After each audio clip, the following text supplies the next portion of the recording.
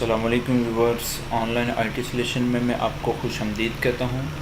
इस वीडियो के अंदर मैं आपको वेबसाइट के अंदर गूगल मैप ऐड करने के मुतालिक बताऊँगा। हमारे एक सब्सक्राइबर हैं, वो कोई वेबसाइट बना रहे हैं और उनको उस वेबसाइट के अंदर गूगल मैप ऐड करना है, तो उनको इसके अंदर प्रॉब्लम आ रहा। उन्होंने मुझसे कहा कि आप एक वीडियो बना दें, तो आपकी मेहरबानी होगी, उसके अंदर आप बताएँ कि वेबसाइट के अंदर गूगल मैप किस तरह ऐड किया जाता है। तो ये वीडियो मैं उनकी रिक्वेस्ट के ऊपर बना रहा हूँ और इस वीडियो के अंदर मैं फिर आपको बताऊँगा कि आप गूगल मैप किस तरह अपनी वेबसाइट के अंदर ऐड कर सकते हो। वीडियो शुरू करने से पहले अगर आपने हमारे यूट्यूब चैनल को सब्सक्राइब नहीं किया तो बराए मेहरबानी हमारे यूट्यूब चैनल को ज़रूर सब्सक्राइब कर लें, और अगर आपने हमारे फेसबुक पेज को लाइक नहीं किया तो आप हमारे फेसबुक पेज को भी लाइक कर लें, ताकि हमारी आईटी से रिलेटेड जितनी भी नई वीडियोज़ आएँ उन सब की इन्फॉर्मेशन आपको मिल सके।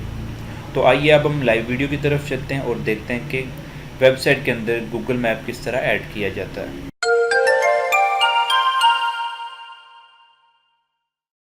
सबसे पहले आपने गूगल में आना है और गूगल के अंदर आके आपने जिस जगह का मैप ऐड करना है आपने उस जगह को सर्च करना है। जैसे मैं झेलम का मैप ऐड करना चाह रहा हूँ अपनी वेबसाइट के अंदर, तो मैं यहाँ पे आके तो झेलम मैप लिखूँगा और इंटर कर दूँगा।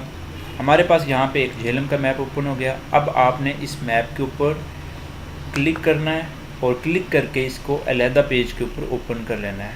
अब आप देख सकते हैं कि एक मैप हमें यहाँ पे ओपन होता हुआ नज़र आ रहा है। ये मैप जब आपका ओपन हो जाएगा उसके बाद आपने यहाँ शेयर के ऊपर आना है। शेयर पे आके आपने क्लिक करना है। आपको यहाँ पे एक कोड मिलेगा, एम्बेड कोड। एम्बेड कोड के ऊपर जब आप क्लिक करोगे तो आपका गूगल मैप यहाँ पे नज़र आएगा। और उसके अलावा अगर आप यहाँ से उसका साइज़ चेंज करना चाह रहे हैं, स्मॉल साइज़, लार्ज साइज़ या कस्टम साइज़, तो आप अपनी मर्ज़ी का यहाँ से वो साइज़ भी एडजस्ट कर सकते हैं। अब आपने यहाँ पे ये कोड कॉपी कर लेना है। उसके बाद आपने ड्रीमवीवर में आना है, या फिर अगर आप प्रोग्रामिंग यूज़ करते हैं तो आपने जहाँ पे वो मैप ऐड करना है उस जगह में जाके तो इस कोड को पेस्ट करना है। अब फॉर एग्ज़ाम्पल मैं यहाँ पे ड्रीमवीवर यूज़ कर रहा हूँ और यहाँ पे एक मैं लेआउट क्रिएट कर लेता हूँ। उस लेआउट्स के अंदर मैं गूगल मैप ऐड करना चाह रहा हूँ। जैसे मैं इतने एरिया के अंदर गूगल मैप ऐड करना चाह रहा हूँ, उसके लिए मैं यहाँ पे आके पहले वो एरिया क्रिएट कर लूँगा। मैं यहाँ पे कोडिंग मोड में आके और यहाँ पे ये कोड पेस्ट करूँगा। पहले ये मिटा के Ctrl+V के साथ मैं यहाँ पे पेस्ट कर दूँगा कोड। अब आपने यहाँ पे देखना ये है कि आपने जो एरिया क्रिएट किया उसकी विड्थ कितनी है। जैसे देख लें, इस सेल के अंदर मैं मैप ऐड करना चाह रहा हूँ, इसकी हाइट्स और विड्थ कितनी है। ये जो हाइट्स और विड्थ है ये मैं कॉपी कर लूँगा।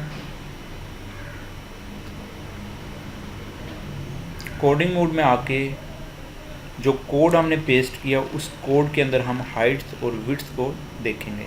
अब आप यहाँ पे देख सकते हैं कि हमें उस मैप की विड्थ नज़र आ रही है। यहाँ पे आके मैं वो विड्थ पेस्ट कर दूँगा और हाइट यहाँ पे मैं 366 ऐड कर लूँगा। एक बार फिर चेक कर लेते हैं। विड्थ हमारी और हमारी हाइट्स, ये दोनों चीज़ें हमने ऐड कर दी हैं। अब हमारा जो गूगल मैप ऐड होगा वो सिर्फ इस पेज के अंदर ऐड होगा जितना एरिया हमने यहाँ पे क्रिएट किया।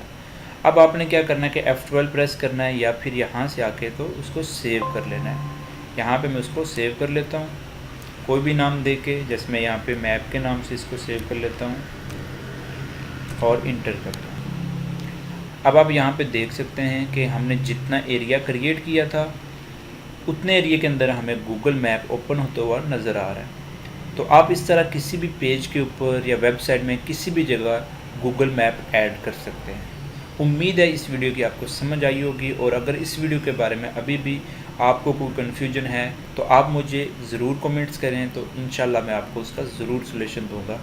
मुझे अगली वीडियो तक इजाज़त दीजिए। अल्लाह हाफिज़।